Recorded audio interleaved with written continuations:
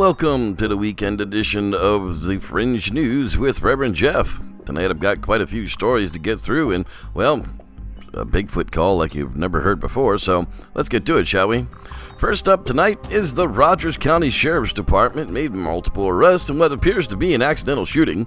Some involved say it happened during a Sasquatch hunting expedition. Deputies were told the two men were hunting, apparently for Bigfoot, around 177th Street of East Avenue and Tiger Switch Road Saturday in Oklahoma.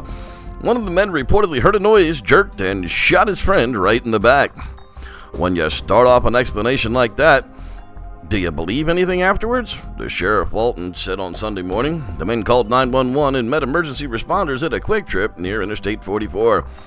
The wounded man is expected to survive, Walton said. He also said that the incident is under investigation as the men's stories were inconsistent.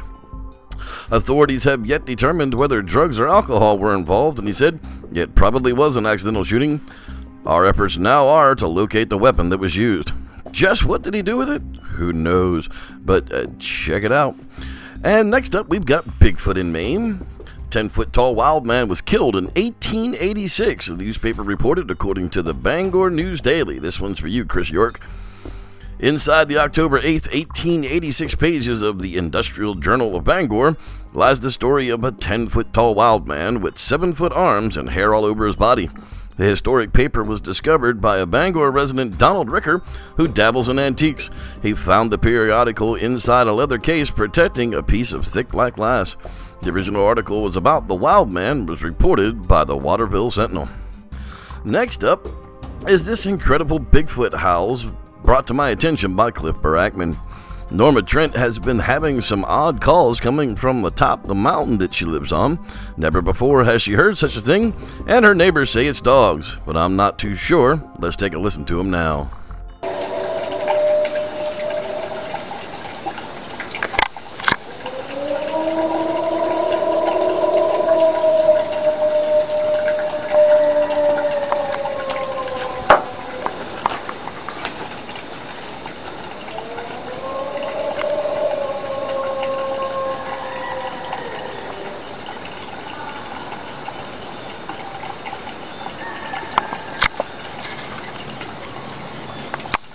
Now, I'm not too sure about you, but to me that sounds about as legit as it can get without seeing the animals do it firsthand. See the description to check out Cliff's Facebook page. Also on tonight was the last part of the Bigfoot Files from Channel 4 in the UK. Dr. Brian Sykes and his cynical host turned their eye to the Russian Almasty and followed the DNA trail to unlock the secrets behind the Bigfoot woman Xana and her descendants. This is the best piece of the Almasty video that was presented in the show. The kids found some prints in the snow, and they followed them and had an encounter. No one asked just why they had a video camera, but hey, whatever it takes to make a good show work. I don't want to give out too many spoilers, but it turns out Xana was just sub-Saharan African, not a Bigfoot, and her descendants had about the same of Neanderthal DNA as would be expected in that region, along with the African DNA. So no hopes on that one either. Sadly, again, the hair samples that Dr. Sykes gave to Dr. Igor Burstreb turned out to be bear. He couldn't accept that answer as he claims to have seen the animal that left it behind.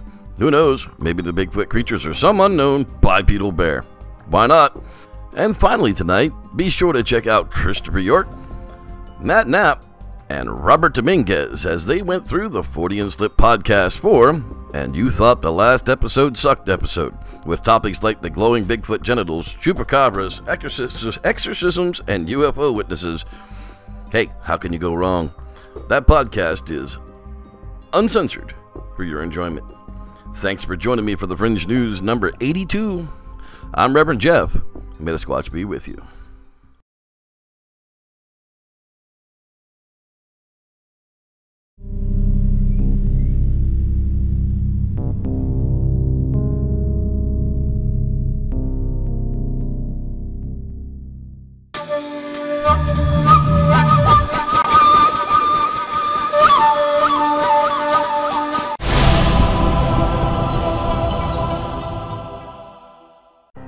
The 40 and Slip.